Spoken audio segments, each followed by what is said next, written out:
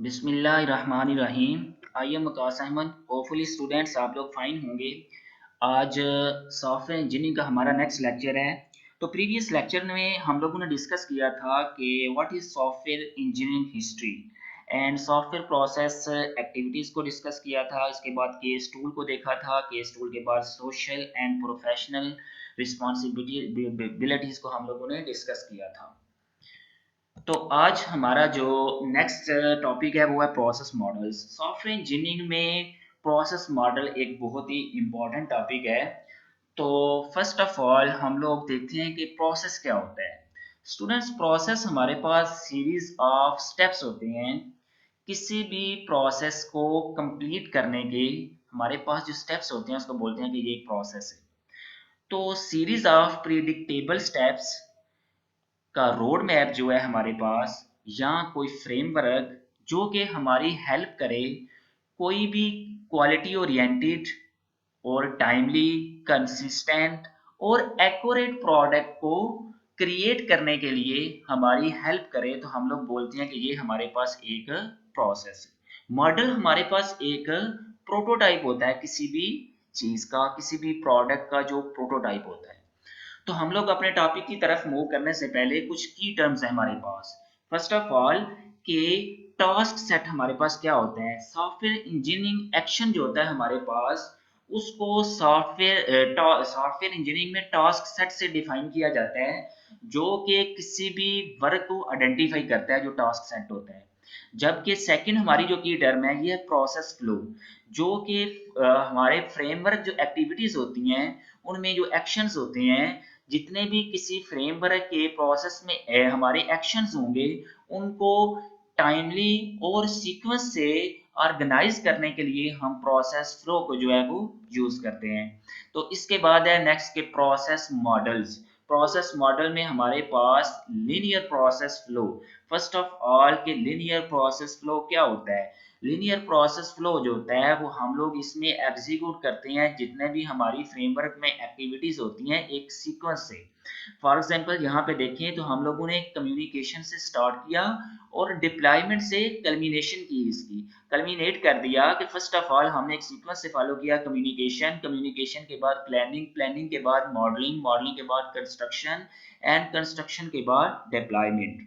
इसके बाद आ जाता है हमारे पास लिनियर प्रोसेस के बाद आइटरेटिव। इस तरह सो ऑन हमारे पास होते हैं। सर्कुलर भी होता है, इसके साथ हमारे पास पैरेलल भी होता है, इवैल्यूएशनरी भी होता है। तो आइटरेटिव में क्या होता है कि जिसमें हम लोग रिपीट करते हैं वन और मोर एक्टिविटीज को, उसकी नेक्स्ट जो हमारे पास प्रीसीडिंग होती है उससे पहले उसको रिपीट करते हैं। फॉर एग्जांपल यहाँ पे देखें तो कम्युनिकेशन है, कम्युनिकेशन के बाद प्लानिंग है, तो प्लानिंग से दोबारा हमने रिपीट किया कम्युनिकेशन को। कम्युनिकेशन के बाद हमारे पास प्लानिंग, प्लानिंग के बाद मॉडलिंग, और मॉडलिंग के बाद हमने दोबारा मॉडलिंग को ही रिपीट किया, चूंकि ये आइटरेटिव प्रोसेस फ्लो है। इसके बाद कंस्ट्रक्शन है, तो कंस्ट्रक्शन के बाद हमने दोबारा कम्युनिकेशन को जो है वो आइटरेट किया। मीन के हमारे पास एक ऐसा फ्लो होता है जिसमें हमें प्रीवियस जो हमारे पास स्टेप होता है, हमें उसकी किसी चीज की जरूरत होती है और हम लोग उसको रिपीट कर लेते हैं, किसी रिक्वायरमेंट की दोबारा से हमें जरूरत पड़ जाती है, तो हम लोग अपने कल्मिनेट करते हैं इसको दोबारा जाके डिप्लॉयमेंट पे। इसके बाद नेक्स्ट हमारे पास आ जाता है इवैल्यूएशनरी प्रोसेस फ्लो। इसमें क्या होता है कि एग्जीक्यूट करते हैं हमारे पास जितनी भी एक्टिविटीज होती हैं एक सर्कुलर मैनर से।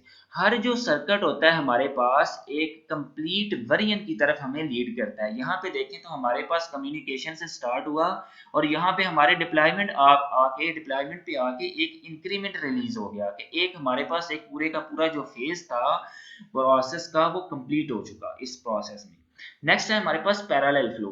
पैरेलल फ्लो में हमारे पास जो मोर एक्टिविटीज होती हैं वन और मोर, वो एक पैरेलल मेथड से जो है वो परफॉर्म होती हैं। फॉर एग्जांपल यहाँ पे कम्युनिकेशन और प्लानिंग जो है, यहाँ पे ये कम्युनिकेशन भी और प्लानिंग भी दोनों पैरेलल फ्लो में एग्जीक्यूट हो रही है कि मॉडलिंग के साथ दोनों कम्युनिकेट कर रही हैं। आगे से हमारे पास जो मॉडलिंग है वो नेक्स्ट कंस्ट्रक्शन के साथ जो है वो कम्युनिकेट कर रही है। कंस्ट्रक्शन के बाद हमारा जो भी प्रोसेस होता है वो डेवलपमेंट की तरफ जाके टाइमली कंप्लीट होता है।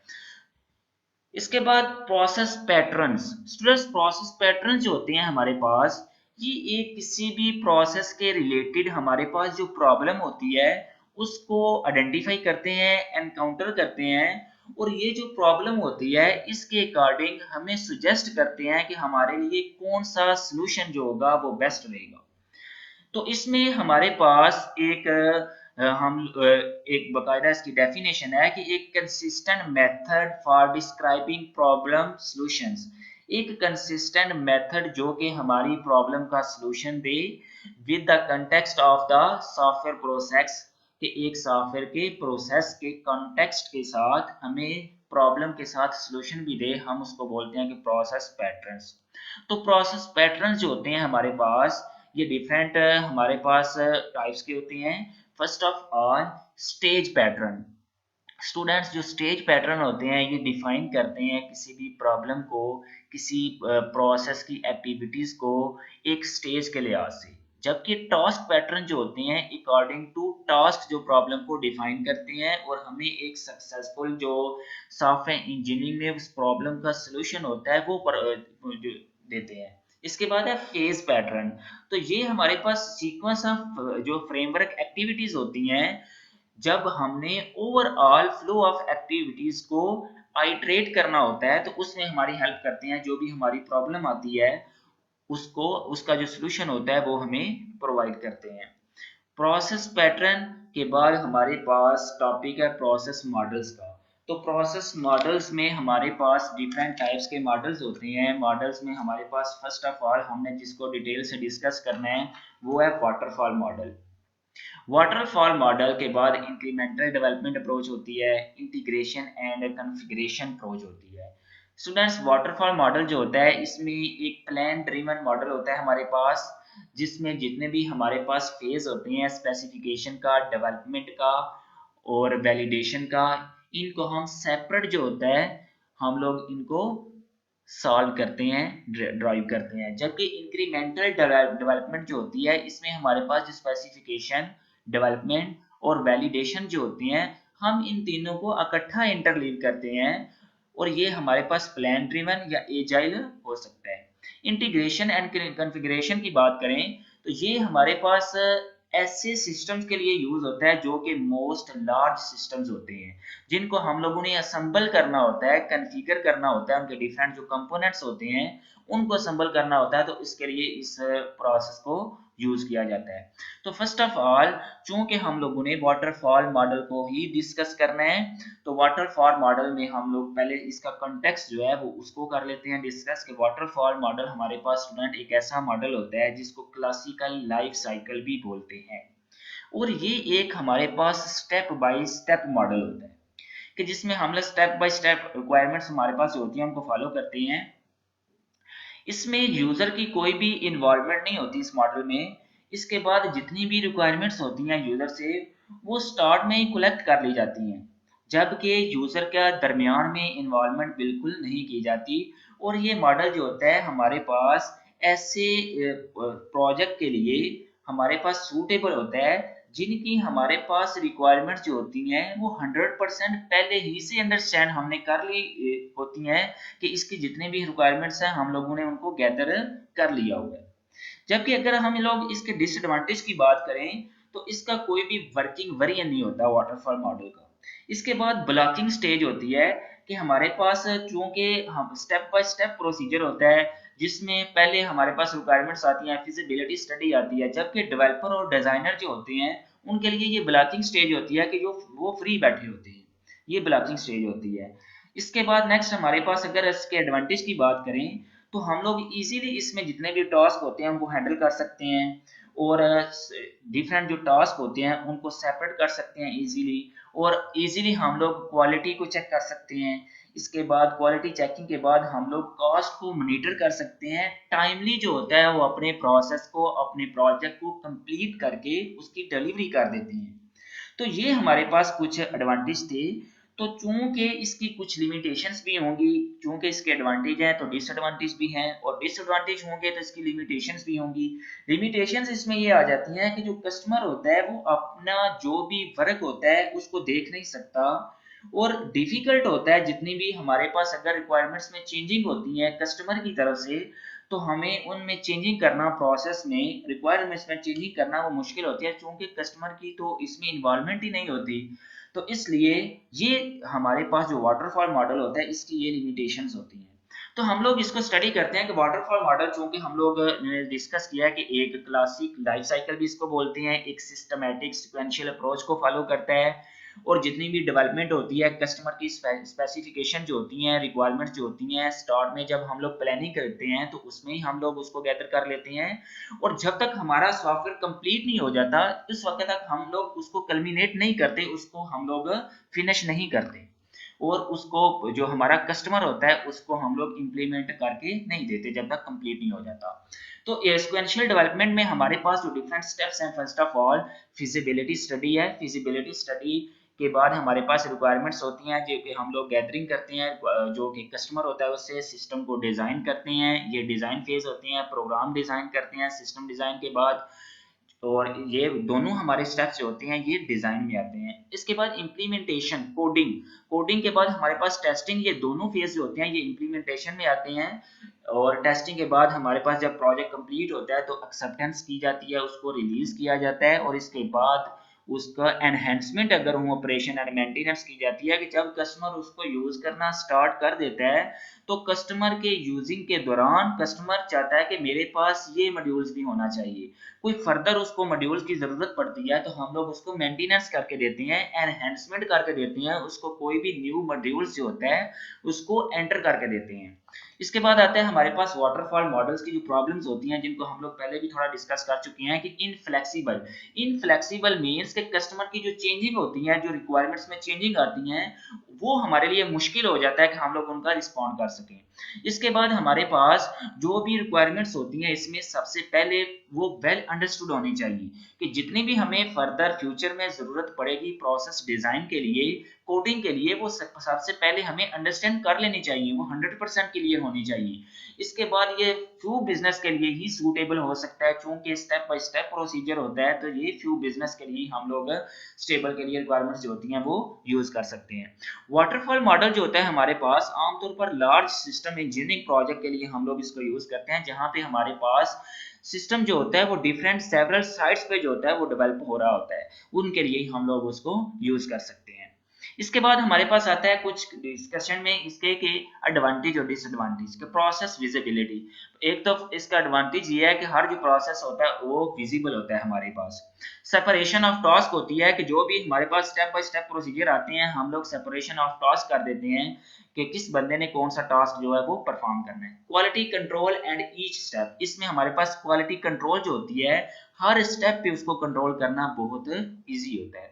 इसके बाद है कॉस्ट मॉनिटरिंग, कि कॉस्ट को मॉनिटर करना भी बहुत इजी होता है, कि हम लोग पहले ही स्टेप बाय स्टेप अपने प्रोसीजर को कर लेते हैं, जो भी हमारे टास्क होते हैं उनको डिवाइड कर लेते हैं, तो कॉस्ट को मॉनिटर करना बड़ा इजी हो जाता है, कि टोटल हमारे जो प्रोजेक्ट की कॉस्ट होगी वो कितनी आएगी। इसके बाद हमारे पास डिसएडवांटेज है इसके, कि डिसएडवांटेज में सबसे बड़ा जो डिसएडवांटेज होता है हमारे पास वो ये होता है कि हमारे पास हर स्टेज जो होती है उसको अंडरस्टैंड करना पड़ता है, कि जितनी भी हमारे पास फॉर एग्जांपल 5 स्टेजेस हैं तो 5 की 5 स्टेजेस हमारे पास वेल अंडरस्टूड 100% होंगी, तो हम लोग अपना जो प्रोजेक्ट है उसको स्टार्ट कर सकेंगे, अदरवाइज हम लोग उसको स्टार्ट नहीं करेंगे, बल्कि 100% जो भी हमारी रिक्वायरमेंट्स होंगी उनको अंडरस्टैंड करेंगे। इसके बाद लिमिटेशंस आ जाती हैं, कि सिक्वेंशियल फ्लो है फर्स्ट ऑफ ऑल, कि हमारे पास सिक्वेंशियल फ्लो होने की फॉर्म में ये बहुत सारी कन्फ्यूजन हो सकती है, कि नेक्स्ट जो प्रोसेस हम लोग जो टास्क परफॉर्म करेंगे तो उनमें कन्फ्यूजन आ सकती है, जबकि हम लोग पहले तो टास्क कंप्लीट कर चुके होंगे। अगर फर्दर कुछ स्टेप पे हमारे पास कन्फ्यूजन आती है तो हमें दोबारा से उसका टास्क को रिपीट करना पड़ेगा, जबकि इस मॉडल में हम लोग उसको परफॉर्म नहीं कर सकते अगर हमने इस मॉडल को फॉलो करना है तो। और ये मॉडल हमारे पास जो होता है ये डिफिकल्टी जितनी भी होती है उनको अकोमोडेट नहीं करता। इसके बाद जो कस्टमर हमारे पास होता है वो वर्किंग वेरिएंट को नहीं देख सकता जब तक उसके हमारे पास पूरे का पूरा जो प्रोजेक्ट है वो कंप्लीट नहीं हो जाता। अगर वो पूरे का पूरा प्रोजेक्ट कंप्लीट होने से पहले नहीं देखेगा तो वो कैसे अपनी रिक्वायरमेंट्स जो है वो डेवलपर को बता सकेगा कि मेरी रिक्वायरमेंट्स ये थी और इसमें ये इंक्लूड नहीं किया गया। सबसे बड़ी जो लिमिटेशन ये है कि कस्टमर जो होता है वो उस वक्त तक उस प्रोजेक्ट को नहीं देख सकता जब तक हम उसको कंप्लीट नहीं कर लेते। इसके बाद हमारे पास जो सबसे बड़ी लिमिटेशन है वो डेवलपर की ब्लॉक्ड सिचुएशन है कि अननेसेसरीली जो डेवलपर होता है हमारा, जो इनिशियल टास्क होते हैं वो परफॉर्म होने से पहले पहले वो ब्लॉक होता है कि वो कोई भी टास्क जो है वो परफॉर्म नहीं कर सकता। इसके बाद है हमारे पास V model. V model students हमारे पास एक ऐसा मॉडल होता है जिसमें हर फेज पे ही हम लोग टेस्टिंग कर लेते हैं। यहाँ पे देखें तो रिक्वायरमेंट मॉडलिंग है, तो रिक्वायरमेंट मॉडलिंग में हम स्टार्ट में ही इसकी जो है वो टेस्टिंग कर लेंगे। हर जो हमारे पास फेज होगा उसकी जो टेस्टिंग है वो साथ साथ हम लोग करते जाएंगे, तो ये हमारे पास एक वी मॉडल बन जाएगा। तो जब हमारे पास यहाँ पे आएगा तो ये हमारे पास एक एग्जीक्यूटेबल सॉफ्टवेयर डेवलप होगा। इसके बाद है हमारे पास आइटरेटिव रिफाइनमेंट। आइटरेटिव में क्या है कि हम लोग पूरे की पूरी जो रिक्वायरमेंट्स हैं उनको गैदर कर रहे हैं। रिक्वायरमेंट्स के बाद पूरे का पूरा डिज़ाइन जो है वो बना रहे हैं। डिज़ाइन के बाद उसको इम्प्लीमेंटेशन करके उसकी वैल्यूएशन कर रहे हैं। आइटरेटिव रिफाइनमेंट में हम लोग ये 4 फेज जो होते हैं इनको आइटरेट करते हैं। इसके बाद है हमारे पास इंक्रीमेंटल डेवलपमेंट। ये भी इंक्रीमेंटल डेवलपमेंट सॉफ्टवेयर इंजीनियरिंग में इंपॉर्टेंट है कि ये एक कम्बिनेशन है हमारे पास लीनियर सीक्वेंशियल मॉडल का और आइटरेटिव मॉडल का, जिसमें हमारे पास जो भी टास्क होता है, हमारे पास जो भी प्रोजेक्ट होता है, हम उसको इंक्रीमेंट्स में ब्रेक कर देते हैं। जब हम लोग उसको ब्रेक कर देते हैं तो हम लोग इजीली लीनियर सीक्वेंस से हम लोग उसको टैकल कर सकते हैं हर जो हमारे पास इंक्रीमेंट होता है। जो भी हमारे पास इंक्रीमेंट होगा जब हम लोग उसको डिफरेंट जो हमारे पास प्रोसेस होगा, प्रोजेक्ट होगा, इंक्रीमेंट्स में डिवाइड करेंगे, तो हमारे पास जो ईच इंक्रीमेंट जो होगा उसकी जो डिलीवरी होगी वो टाइम से करनी पड़ेगी ताकि हम लोग नेक्स्ट इंक्रीमेंट की तरफ जो है वो मूव कर सके। तो इसमें जितने भी हमारे पास यूजर की रिक्वायरमेंट्स होती हैं वो हमारे पास प्रायोरिटी पे होती हैं कि प्रायोरिटी की बेस पे हम लोग यूजर की रिक्वायरमेंट्स को सॉल्व करते हैं कि सबसे पहले यूजर की प्रायोरिटी बेस कौन सा वर्क था उसको हम लोग अर्ली जो है वो इंक्रीमेंट को सॉल्व करते हैं। उस अर्ली इंक्रीमेंट को सॉल्व करके हम लोग दूसरे इंक्रीमेंट की तरफ जो है वो मूव करते हैं। इसके बाद है हमारे पास इंक्रीमेंट डेवलपमेंट में जो फेजेस होते हैं, स्पेसिफिकेशन है, डेवलपमेंट है, वैलिडेशन है। फॉर एग्जांपल ये हमारे पास एक इनिशियल वर्जन है, इसके बाद सेकंड हमारे पास ये है और थर्ड हमारे पास ये। चूंकि ये हमारे पास स्पेसिफिकेशन है तो यहाँ पे स्पेसिफिकेशन जितनी भी होगी इस इनिशियल वर्जन में हमारी कंप्लीट हो जाएगी। इसके बाद हमारे पास इंटरमीडिएट जो वर्जन होगा यहाँ पे डेवलपमेंट जितनी भी होगी वो कंप्लीट हो जाएगी। इसके बाद वैलिडेशन जो होगी वो फाइनल वर्जन में आ जाएगी, यहाँ पे वो कंप्लीट हो जाएगी। इसके बाद ये इसकी डायग्राम है कि हमारे पास एक प्रोजेक्ट है जिसकी फोर्थ हमारे पास हमने इंक्रीमेंट्स में उसको डिवाइड कर लिया हुआ है। इंक्रीमेंट में डिवाइड कर लिया तो फर्स्ट जो इंक्रीमेंट है हमारे पास उसकी डिफरेंट स्टेजेस हैं कि हमारे पास जो फर्स्ट इंक्रीमेंट है, फॉर एग्जांपल कि यूजर की प्रायोरिटी यही थी कि हम लोग उसका इंक्रीमेंट 1 जो है इसको कंप्लीट करें। तो इस पे हम लोगों ने एनालिसिस किया, एनालिसिस के बाद डिजाइन किया, डिजाइन के बाद कोडिंग की, कोडिंग के बाद हम लोगों ने उसकी टेस्टिंग करके फर्स्ट जो डिलीवरी थी फर्स्ट इंक्रीमेंट की उसको डिलीवर कर दिया कि यहाँ पे हमारा फर्स्ट जो इंक्रीमेंट है वो कंप्लीट हो चुका है। इसके बाद सेकंड जो होगा सेम फेज उसी के होंगे कि एनालिसिस किया, उसको डिजाइन किया, डिजाइन के बाद हम लोगों ने उसकी कोडिंग की, कोडिंग के बाद हम लोगों ने उसकी टेस्टिंग की और टेस्टिंग के बाद हमारा जो सेकंड इंक्रीमेंट था वो भी कंप्लीट हो चुका। इसके बाद तो थर्ड हमारे पास इंक्रीमेंट था, सेम हम लोगों ने उन अपने स्टेप्स को रिपीट किया, उसको कंप्लीट किया और उसकी डिलीवरी कर दी। इसके बाद फोर्थ जो था सेम उसी तरह हम लोगों ने इसको रिपीट किया और उसकी जो डिलीवरी थी हम लोगों ने वो कर दी। इसके बाद हम लोग देखेंगे कि इंक्रीमेंटल डेवलपमेंट की एडवांटेज क्या है। एडवांटेज की बात करें तो सबसे बड़ा एडवांटेज है कस्टमर वैल्यूएशन है इसकी, कि कस्टमर को एवेल्युएट करते हैं हम लोग, उसको प्रायोरिटाइज करते हैं कि सबसे जो प्रायोरिटी वाला उसका टास्क होता है, जो इंक्रीमेंट होता है, सबसे पहले उसको कंप्लीट करके उसको डिलीवर करते हैं। अर्ली इंक्रीमेंट्स में क्या है कि हमारे पास जो कस्टमर होता है उसको जब हम एक इंक्रीमेंट कंप्लीट करके दे देते हैं तो उसके लिए उसकी रिक्वायरमेंट्स के मुताबिक उसको एक प्रोटोटाइप मिल जाता है कि किस तरह का वर्क हम लोग उसको करके दे रहे हैं, कि क्या वो हमारे वर्क से सेटिस्फाई हो रहा है, क्या उसकी जो रिक्वायरमेंट्स थी फर्स्ट इंक्रीमेंट में वो हम फुलफिल हो रही हैं या नहीं हो रही। अगर तो वो फुलफिल नहीं हो रही तो हम लोग दोबारा से उसको रिपीट करके उसका इंक्रीमेंट जो होता है उसको फुलफिल करके देते हैं। तो इसमें ये भी एक इम्पॉर्टेंट इसका एडवांटेज है कि अर्ली हमारे पास इनकी इंक्रीमेंट्स होती है। इसके बाद next one is low risk of of overall project failure. इसमें हमारे पास पूरे का पूरा प्रोसेस जो प्रोजेक्ट होता है उसके फेल होने के बड़े चांस कम होते हैं। कैसे वो चांस कम होते हैं कि हमारे पास जब हमने इंक्रीमेंट्स में अपने प्रोजेक्ट को डिवाइड कर चुके हैं, तो अगर हमने फर्स्ट इंक्रीमेंट को कंप्लीट किया है तो अगर वो फेल होता है तो हमारे पास एक ही इंक्रीमेंट फेल होगा। टोटल हमारे पास फॉर एग्जांपल 4 इंक्रीमेंट थी, तो उनमें से अगर हमारे पास एक फेल हो जाता है तो सारे का सारा प्रोजेक्ट हमारे पास फेल होने का रिस्क तो नहीं है, उसमें सिर्फ एक ही हमारे पास जो इंक्रीमेंट होगा वो फेल होगा। चूंकि हम लोग फर्स्ट की डिलीवरी कर रहे हैं, फिर सेकंड की कर रहे हैं, फिर थर्ड की कर रहे हैं, सो इस तरह हम लोगों ने जितने भी इंक्रीमेंट्स थे उनको अकॉर्डिंग टू यूजर टेस्ट भी करवा लिया, और यूजर के जितने भी हमारे पास इंक्रीमेंट थे उनको प्रायोरिटी बेस्ड जो है वो सॉल्व भी कर लिया। इसके बाद नेक्स्ट वन है हमारे पास कि हमारे पास जो लेस स्टॉक, इसके लिए हमारे पास ज़्यादा स्टॉक की ज़रूरत भी नहीं होती, required then in a red project.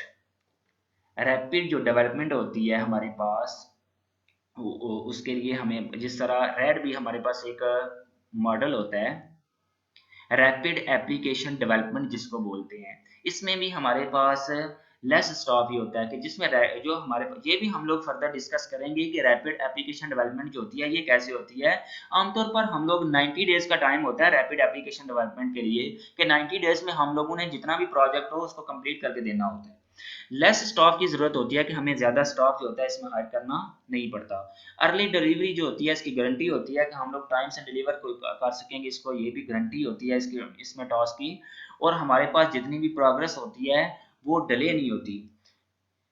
इस मॉडल में जितनी भी हमारे पास प्रोग्रेस थी वो डिले नहीं होती। तो स्टूडेंट्स होपफुली आज के लिए ये काफ़ी होगा। आज हमने सॉफ्टवेयर इंजीनियरिंग का एक इम्पॉर्टेंट जो टॉपिक था उसको डिस्कस किया है, जिसमें मॉडल्स को हम लोगों ने डिस्कस किया है। तो नेक्स्ट तक के लिए खुदा हाफिज़।